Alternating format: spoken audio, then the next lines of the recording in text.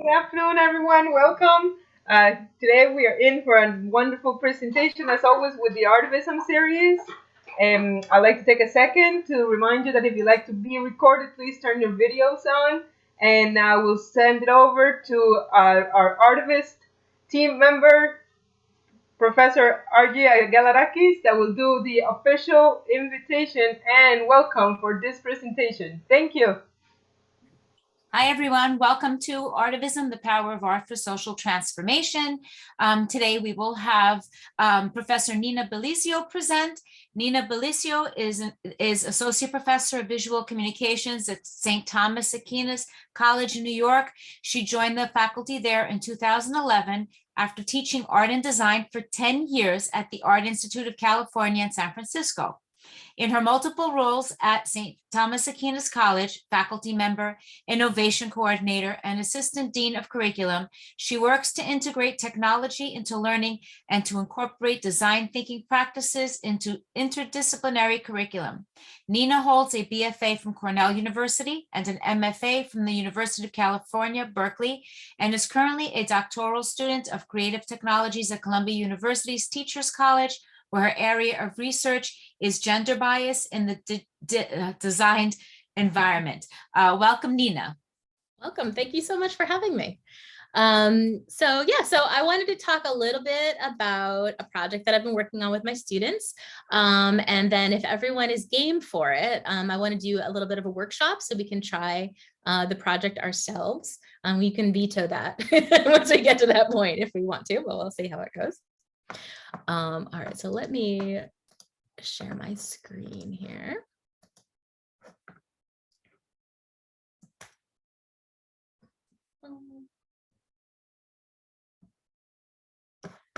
All right, I can see you guys over here. Okay, so I want to talk a little bit today about a project that I do with my students called the Talisman Project. And I talked about it. Oh, can you see my, it says sharing is paused. Can you see my screen? We can see the first slide, the Talisman Project. Oh, did it just switch to the second? Not yet. I wonder why that happened. I even tested it before. It's okay, it's a little chilly. Let's try again. All right, can you see the second slide now? Now we can see it, yes. All right, let's see if that works. Okay, good. I'm back to this one. Great. I talked a little bit about this project in a chapter that I wrote for this book, The Illuminations of Social Imagination, which got me connected with this ARTIVISM group. And I know this has been a series of workshops, kind of connected to that. So I teach visual communications at St. Thomas Aquinas College, which is our design program. And so the projects that I talk about in this chapter are all things that we do with our design foundations course. So the kind of the first course that students take when they come into the college to try to prepare them for creative and design thinking and problem solving as they go through the program. And so this I kind of got started thinking about this when I first started at St. Thomas Aquinas College. And I got my office, which when I was at the Art Institute in San Francisco, we had this kind of big shared non-office, like my drawer. So it was really great to go and, I had my own key and a door and the whole thing. So I go into my office and immediately someone from facilities comes in and says, oh, that's not your desk. We'll get you a woman's desk. Don't worry about it. And I was like, what is a woman's desk? I have no idea what he's talking about. And what he meant was this panel in a traditional desk is not there. And so I guess maybe this is like pre-Mad Men versus, post. That when women started working in offices, they added this piece, it's called a modesty panel, to the desk, which means that you can wear a skirt to work and not have to cross your legs the whole time. It prevents people from seeing your crotch basically as soon as they walk into your office. And so any desks that were made before women were commonly in the office, has you can buy the panels separately and they add them to the desk. And so they had given me a male desk when I should have had a female desk. It got me thinking about, the spaces, the kind of the gender charge of different spaces, right? The idea that just this piece of furniture made me feel like I was in a space that I didn't always belong in. And it kind of also made me kind of think about, when we wear our regalia for a commencement, you have the kind of collar part, the cowl, and it's supposed to hook around the button of your button-down shirt because you're a man. And if you don't have a button-down shirt on, you have to pin it or do something to it. Otherwise it chokes you, right? And it's just this little tiny reminder that women were not always part of academia. And it kind of got me thinking, about what this might be doing to our students. At St. Thomas Aquinas, we have a lot of first generation students. We have a pretty diverse mix of male and female, of different races and, social classes and all that kind of thing. But, this is not an Ivy League college where it's always, been people that have traditionally gone to college. And there's a lot of navigation that has to happen. And there isn't always equity and parity in the classroom. And there's been research that the traditional way a classroom is set up favors male students over female students, that the male students tend to sit closer to the front. They tend to raise their hands more, get called on more, and that the female students are kind of sit back and, don't kind of have an equal voice in the classroom, just by the way the desks are placed within the room. And so I started kind of thinking about that, and thinking about different kinds of interventions that could happen at that very basic classroom level that might improve student success I'm looking primarily at female students, but this I think would also work for marginalized students or students of color as well. And so something as simple as changing your classroom configuration from, a grid of desks to something like a horseshoe makes it a lot more equal and equitable in terms of how students are, eye contact, distances, and how often students are called on and things like that. There are lots of other, little interventions that people have been working with. So this is obviously not an original idea to me, but something we're thinking about. So for example, in textbooks, particularly in science textbooks or STEM textbooks, when they show a picture of what a scientist looks like or someone looking through a microscope, they tend to be a white student or a male student. And so textbooks have been revising their illustrations, and the content is the same, but the idea that you would be looking at a picture of a scientist and that scientist could be a man or a woman, it just gives students something to kind of hold on to and to see as similar to themselves.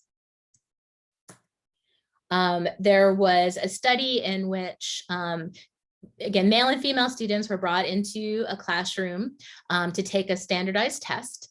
Before the test started, the computers they were sitting at had just a screensaver, and on the screensaver, it had quotes by famous women. Versus the control that didn't have this at all. And in the room where students maybe read or subliminally saw quotes by famous women, they did better on the test than the students in the control group. And just the kind of like a little, I don't know, like a little nudge or a little understanding that there are other women out there doing these things. Similarly, in STEM classrooms, a lot of the posters and decorations and things like that go into STEM classrooms are the kind of the male characters of Star Trek. They are male scientists. They're things that are very male oriented. And just by including posters in the classroom of women in science, it increases the number of female students that stay in computer science programs. So I started thinking like, what kind of an intervention might I be able to do with my students through our design program and through the facilities and the equipment and things that we have. And I looked at kind of two resources of information that are both, kind of part of popular psychology. You've probably heard of both of these. But one is the growth mindset theory that was originated by Dr. Dweck, Carol Dweck, out of Stanford. And she said, when students believe they can get smarter, they understand that effort makes them stronger. Therefore, they put in extra time and effort, and that leads to higher achievement. And then a second resource is a book called Grit, written by Angela Duckworth. And she says, the secret to outstanding achievement is not talent, but a special blend of passion and perseverance called grit, a combination of passion and perseverance for a singularly important goal. And so, through both of these women's research, again, it's the idea of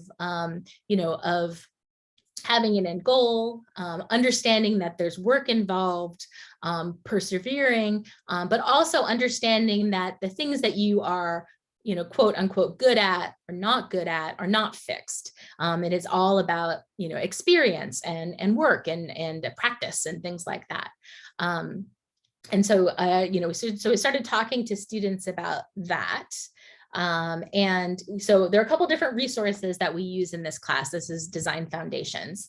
And one is this grit scale that Angela Duckworth put together. It's on her website. And I think it's 10 questions or 8 questions that you go through and you answer. And it gives you your grit score or your grittiness index. And they're all questions about, how long will you work on a project? Will you see it through to the end, or do you stop when you get bored? How often do you get distracted by new projects when you're working on old projects? And this research, I think, is a little bit questionable because I think, particularly in creative fields, we might be swayed by new things a little bit more. And that doesn't necessarily mean we lack grit. It means that, we maybe need to think about lots of things simultaneously. But I think it's kind of a good way to kind of get the conversation started, to talk to students about, when they hit a block, like if you're reading an academic paper and you get to some vocabulary that you don't know yet, what do? Do you look it up? Do you stop reading? Do you skip it and go to the next paragraph? And literally asking them that question, like when you hit a word you don't know, what do you do? And having them talk to each other about the different options. Is something that I think is important for them to understand, that, that some people stop, some people look it up, some people keep going, that everyone's not working exactly the same way. And a second resource that we use is connected to the growth mindset resource. And this is a trial put together by PERTS, which is, I never remember what this, I wrote it down, the Project for Education Research That Scales. And this comes out of the growth mindset research. And it is, so basically this is kind of like a little visual of growth, the difference between fixed mindset and growth mindset. And, when you hit a challenge or a setback, do you try harder or use a different strategy, or do you just think I'm stupid and I can't do this, right? And then kind of following that through. And what they found with this research is that just knowing that the idea of growth mindset exists, right? That if we practice mental things as well as physical things, we can get better, improves student retention and improves test scores and things like that. And so we talk about this in class, but that they also have a protocol that you can sign up for. It is geared for 9th graders, but the content is scalable. I think it's fine. And it's, kind of like a half an hour series of questions and videos that students can watch and participate in, that goes through these ideas of how does your brain work? How does learning happen? What is growth mindset? I think it's well done. And then at the beginning of the quiz, it asks you questions, again, similar to the grit quiz, about perseverance and about, whether you ever tried something and failed, and did you try it again? And then it talks about the science. It has videos with students talking about learning new things with experts. It has another set of quizzes and things like that. And so, so basically you can sign up for this on this website and get an access code that gives you student access so they can run through this quiz. And so we end up doing that too. Again, it takes about a half an hour and it gives them a lot of content and a lot of information about growth mindset. And so both of those tools kind of lay the groundwork for the project itself. Okay, let's say, I'll skip to this. Which again, so the project is called, the project that we work on is called the Talisman Project.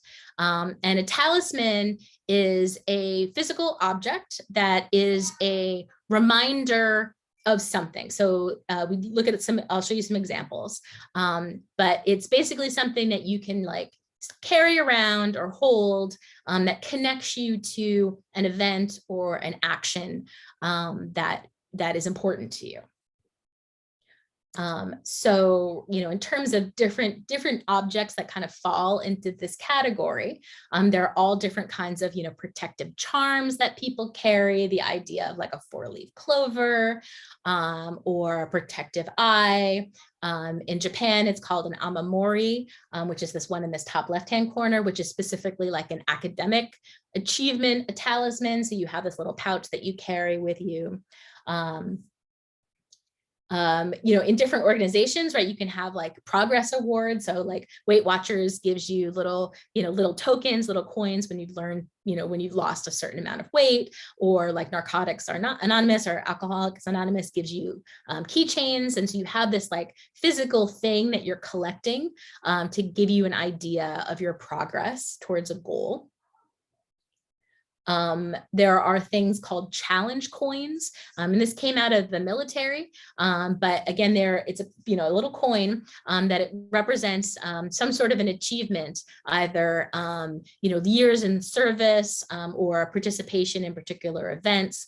These are used for different things now as representations of experiences. So these little coins. There's like worry stones, which are little stones that you can kind of rub with your finger that you're meant to keep in your pocket as something that you can kind of play with, rosary beads, there's lots of traditions of having some sort of reminder or talisman that you carry with you. And so what we do in this class is create a talisman that connects them to an example of grit or growth mindset in their own lives. And so I'll kind of go through the process here. And so basically what they're asked to, we start with a writing prompt of really thinking about, like, after again we've gone through all this content so they know what these different ideas are. Think back to a time in your life where you overcame an obstacle, where you learned something that you didn't think you were able to learn. Anything, and any example of grit or perseverance, and it could be in the present, it could be in the past, it could be small, it could be big, that you can kind of connect to. And the example that I give them is from my life, where from the way past, when I was in kindergarten, one of the things that we had to learn how to do was tie a bow. And I couldn't do it. And, we had to come up to the front of the classroom, and the teacher had a big ribbon around her waist, and we had to tie a bow in front of everybody. And I couldn't do it. And I was just like, obviously I can still remember it. So I was upset that I couldn't figure out how to do this. And I was at a friend's house and kind of, complaining about this or crying about this. And she said, well, how did they teach you how to tie a bow? And I said, you do the knot, I can do the knot, but then you take one loop, and you wrap it around and kind of go through. And I just can't ever get it to go through. And she said, well, did you ever learn how to do it with 2 loops? And I said, no. And so she sat me down and she showed me how to make a bow using 2 loops and basically doing a knot with the two loops. And it totally works. It ties your shoe, looks like a bow. And when I went into class the next day, I was able to do it. And there was something about that experience that kind of, one, showed me that even if I couldn't do something at first, if I used my resources, right, and tried harder, I would be able to learn how to do something. And then also that there isn't only one way to do things, that just because you're being taught to do something one way, there are multiple solutions to every problem, and figuring out a solution that works for you is good. And, that's still how I tie my shoes. And that's how I taught my daughter to tie her shoes, because I don't know how to do it the other way. And it's totally fine. And my shoes stay tied, and it's great. And so I, kind of use this as an example in class, because it's it's a little silly, and it's something that they can maybe relate to. And so then, after the students sit down and do their writing prompt and, write out an example of something, then we do some prototypes of how this can become a physical object. And so, this can be done on paper. This can be done with again, air dry clay or Play-Doh or something like that. And thinking about if I'm representing this memory of tying, do I want it to, actually be a bow? Do I want it to be something, that kind of feels like a bow, but doesn't exactly look like it, that the object is for you and it needs to connect to your memory. And so it doesn't necessarily have to look, it could be something that's a little bit more abstract. And I was thinking for today, so when I thought this workshop was in person, I got some clay that we could do this, but I was thinking, another way that you could potentially tackle this is through origami, right? That if you just have paper that you're working with, so this is a way to make an origami bow, though I didn't actually try to see if I could do it, but you could do it with something like that.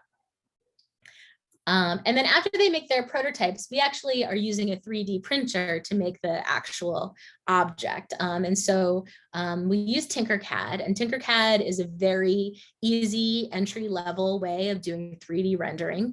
It's free to use, and it has lots of different basic shapes.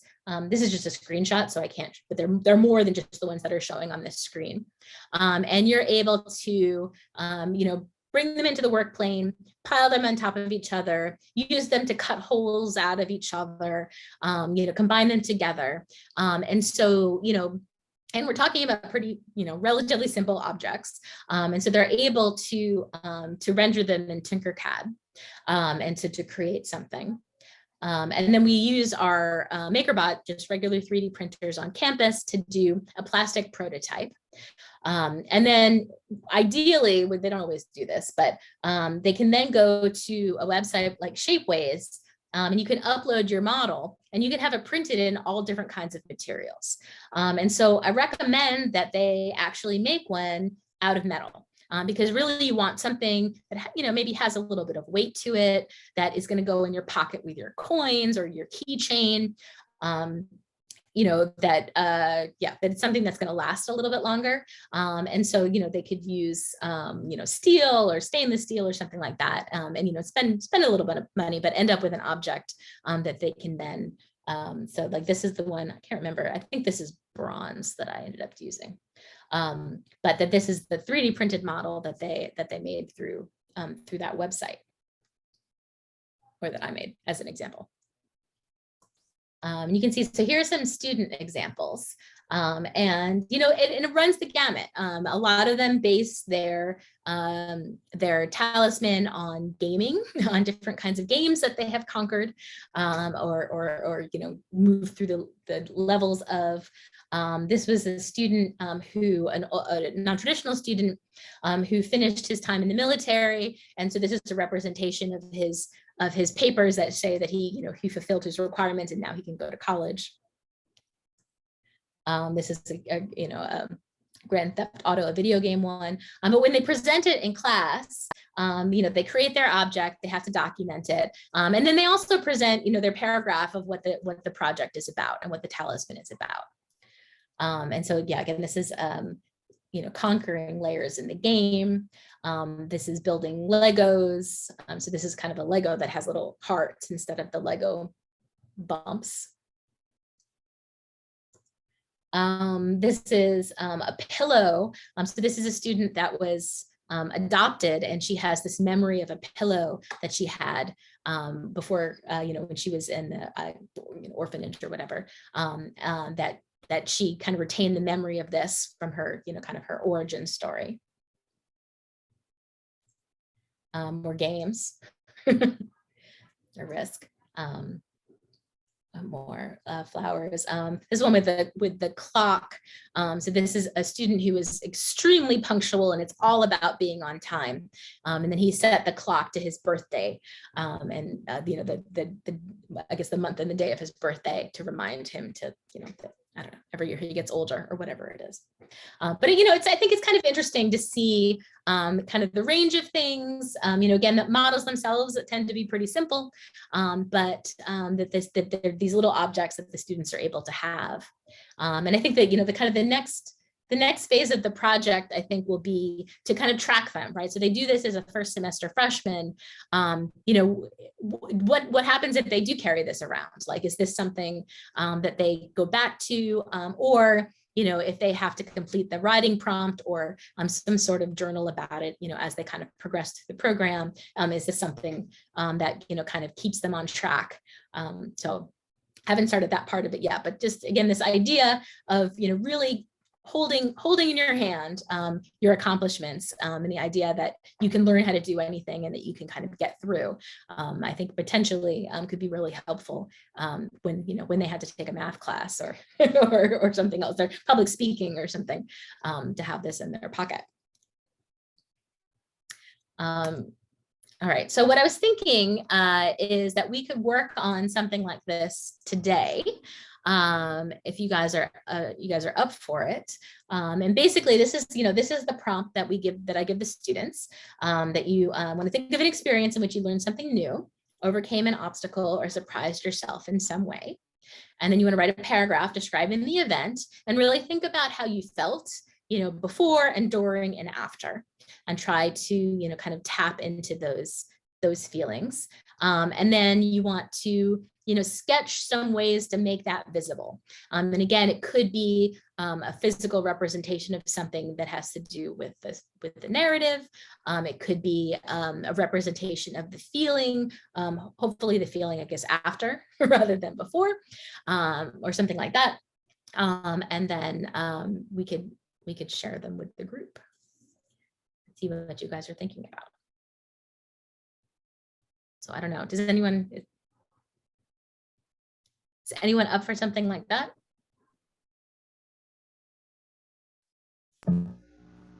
Yes, give us a couple of seconds.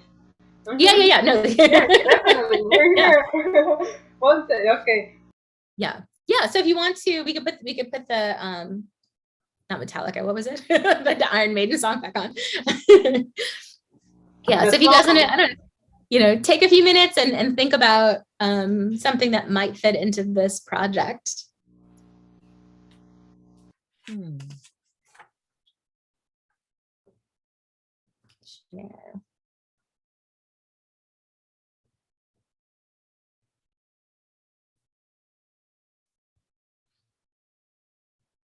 Right, and I guess if anybody also has any questions. Right, this is the part where I walk around the room and see everybody, but.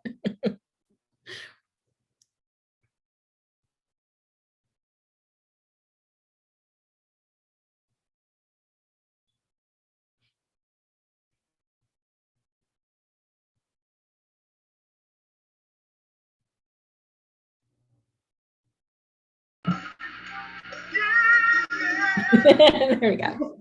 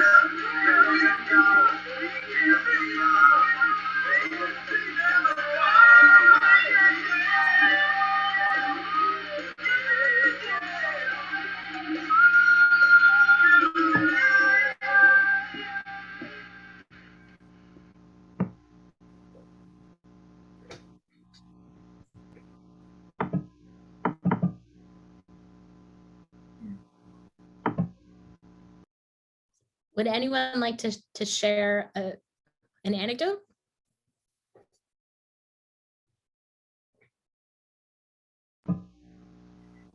I believe we have one on the chat in case you'd like to read it out loud to the group. Oh, let's see. Hold on. Stop. Oh, yes. Okay. So Sarah says, I struggled to find something deep, so I went with a small example.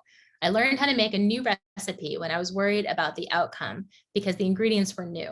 I was asked to make it by my family. I felt nervous and some dread before. During, I was hyper-focused on the process, and after felt pretty accomplished and relieved. I think if I were to make something, it would be a very tiny spoon. Yeah, that's a great example. Right, and right apropos of Thanksgiving week too. Mm-hmm.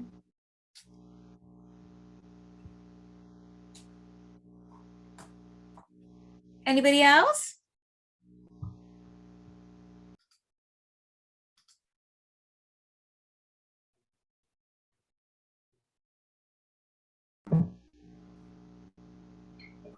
Right, and I think sometimes it helps if you were to do this exercise with your class.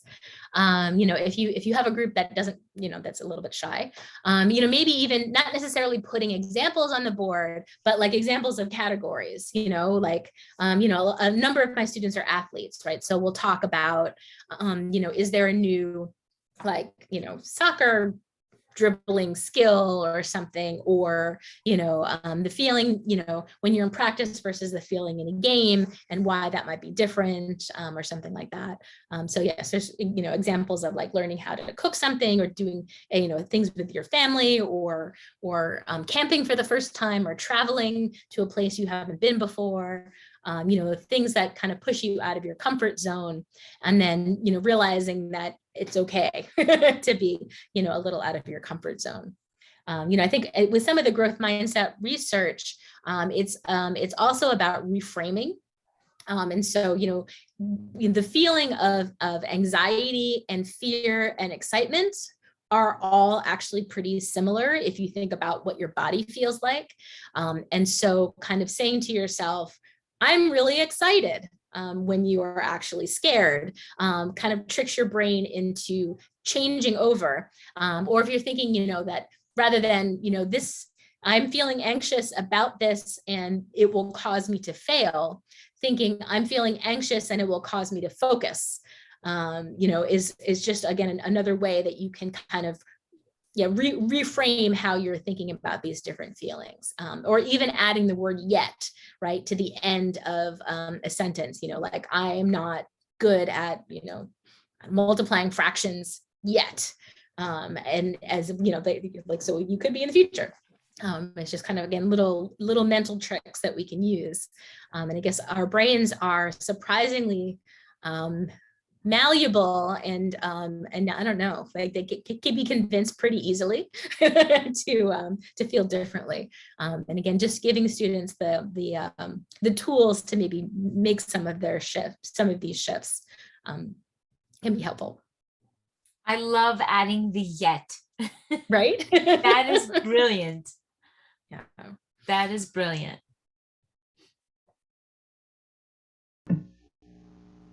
And it's a very powerful exercise also, just to think about it, right? Just to consider, like, what would you do? How did you feel before, during, and after?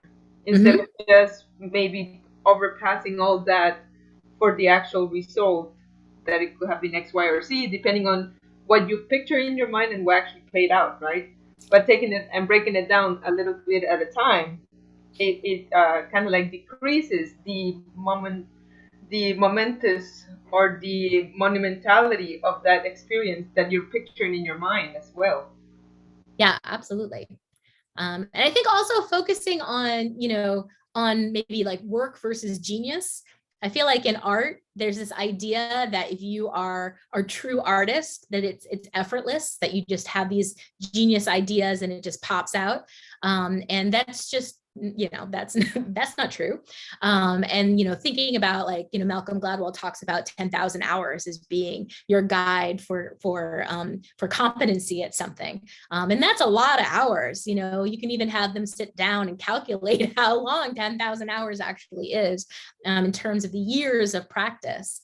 And that, yeah, you're not going to be good at any of these things automatically, that it's all about breaking it down into little pieces and practicing those pieces and then putting them all together. And that's what everybody does for everything, that they're not special in that sense, that, that's just how people learn things. And this is not coming easy to anybody, even if it seems like it might be. It also helps to tell them that it's the process, right? The process of creating and how you feel when you are creating, and not necessarily the final product, right? It's the process. And never have this set idea of what is going to look like in your mind, because it never really does. No matter how good an artist you are. You just kind of go with the flow, work with your mistakes, right? Enjoy the process. And then it is what it is at the end. And it's how you feel and what it means to you, above and beyond anybody else. Yeah. That's why the talisman idea is great, because it's something that's unique to the individual, right? It doesn't have to mean anything to anybody else, as long as you capture that meaning for yourself. Exactly. Right? It's a very easy critique because they're all successful. If they exist, they're successful. That's it. Yeah. I'm also curious in your research, what you have discovered in regards to, various groups of, like, let's say we can talk about students, but it can be in general in society in different contexts, and the research that shows whether or not they are kind of like grasping this concept because of their context. Like, in other words, do everybody has the freedom to be able to think in this terminology, or because of systemic oppressions that have happened, there are no, not even an opportunity in their brain to think of it this way, right? Yeah, and I think part of with the mindset research, they're looking at middle school and high school students, but they found that sometimes it's not the student that's the problem, it's the teacher, that they have these preconceived ideas about who can succeed and who can fail, whether they think about that consciously or not, and that in some cases that they had to, some of the research is with bullying. And that they had the students play a video game with somebody else. They thought they were playing with someone else in their class. They were really playing with a robot or whatever. And in some cases, it was a normal game. And in some cases, no matter what they did, the other person kind of played against them, and took their treasures or whatever it was. And they found that the students that kind of built up this animosity in the game acted out on it more once they were back in person. And the students that felt that they were in this collaboration didn't, right? And so, like the idea that even just our interactions are possibly like causing some of the bullying. And kind of the anecdote about this is that the researcher was talking to one of the teachers about this, and they're like, well, of course, bullies are bullies. And this is, you just are what you are. And they're like, no, the whole point of this is that you aren't what you are. That this is all, changeable and malleable. And so they found, that in some cases that it was actually helpful to go back one layer, and do some of the interventions with the teachers, and to have it kind of trickle down into the students. Thank you so much, Professor Bellisio, for an inspiring presentation. I learned a lot. I hope everybody here learned at least a little bit. So thank you for being our artivist for today. On Monday, December 6th, our next presentation will be let me just get there, 1 second. Main Inside Out. Yes, it'll be Maine Inside Out. It is on December 6th from 4:30 to 5:30 p.m. Eastern Time. Maine Inside Out activates individuals and communities to imagine and embody freedom through art, advocacy, and support, and transformative justice. Formerly incarcerated people lead our work to build a world where everyone matters and belongs. Before we close today, a short poll will go up. You can follow us on Instagram at ARTIVISM for Shared Humanity. You can see previous and upcoming events on our landing page at adelphi.edu/artivism, or simply Google Artivism Adelphi or Adelphi Artivism. Our past presentations are uploaded on our YouTube channel. Again, Artivism for Shared Humanity. I'd like to thank our sponsors, Sync for Hope, Gottesman Library is a Teachers College at Columbia University, and Adelphi University. Thank you, everyone. Professor Bellisio, before we close, thank you, Professor Argy, for that nice closing. I would like to ask you to take a second and really share with us one takeaway, right? Be it from today's presentation, from the Talisman Project, that our audience can put into practice. Because the hope of this initiative is to ignite that light within all of us to transform our context from wherever we are, right? That we don't have to wait to be in a particular position to be that change, that we can be the change right now and where we are. So what would be like a takeaway that you could share with us with that in mind?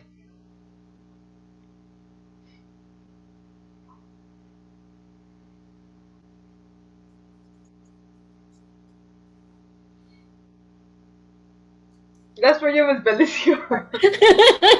I put my email in the chat. If anyone wants to contact me, that could be my takeaway. That question was for you, Ms. Bellisio. Yeah. Oh, I don't know if she can hear me. Can you hear me? The question was for me? Yes. Oh, was my takeaway? Oh, I don't know. Just like, with your experience working with the Talisman Project and all, what would you say might be, like an advice, let's call it, for action? Well, I mean, I guess I don't advice for action, but what I think is interesting about this research is that just sharing it with your students is enough for it to be effective. And I know that this is, again, this is in pop culture now. So they've maybe even gone through some of these protocols in high school. But just talking to them and saying that, you are not good or bad at something, that you are, accumulation of your efforts and your actions. And that, everybody can grow and change and learn in every aspect of their lives. I think that that's kind of a good, I'm not sure we all remember that even as adults, that you can start something new at any point and you can be better than you were when you started, if you put some effort into it. I think, again, a lot of them, come in, particularly if they have a declared major to begin with, that's the thing that they're good at and the thing that they like. And they don't understand why they take the gen ed classes and why they have to do all this other stuff. And that, that just because you're good at one thing doesn't mean that you can't also be, progressing through other things.